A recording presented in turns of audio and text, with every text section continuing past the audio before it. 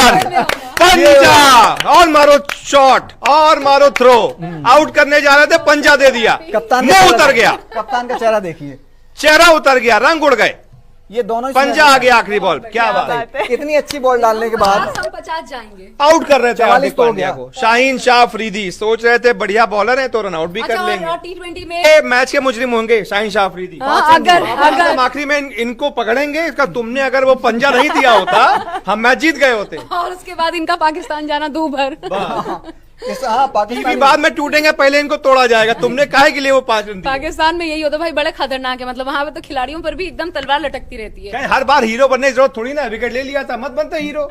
A few moments later. ये है बाबर आजम। बाबर आजम एक उनके बॉलर थे, लगातार पैड पे खतरनाक गेंदबाजी। यार एक चौके से पाकिस्तान जीत जाएगा क्या? इंडिया इतना कमजोर अभी एक छक्का खा गए, तो फिर क्या एक हो चौका गया? खा गए, ऐसे तो जीतेगा।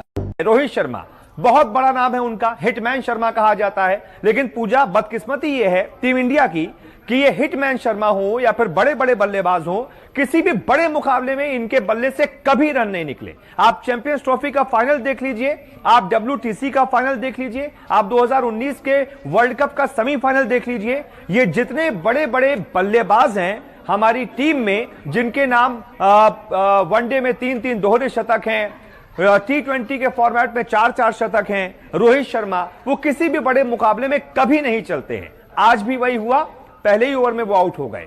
KL राहुल IPL में इन्हीं विकेट्स पर UAE में लगातार पिछले 2 सीजन में 600 से ज्यादा रन बनाए हैं उन्होंने इन्हीं विकेट्स पर। लेकिन वही वो विकेट था जहां पर आप पाकिस्तान की टीम के खिलाफ बड़े मैच में आप फुस हो गए, आप फेल हो गए।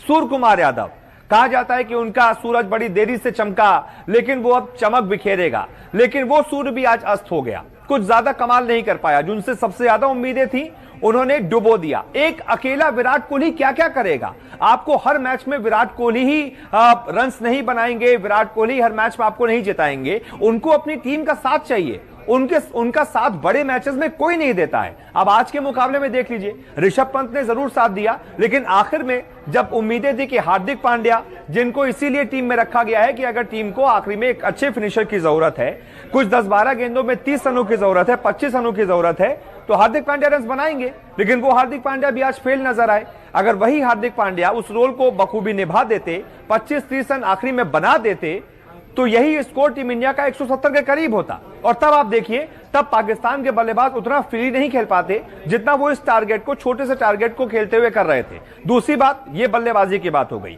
गेंदबाजी में भी हम पूरी तरीके से नाकाम नजर आए, कप्तानी में भी हम पूरी तरीके से आइडिया लेस नजर आए। विराट कोहली के पास कोई प्लान नहीं था, कोई प्लान नहीं था रिजवान और बाबर को आउट करने का।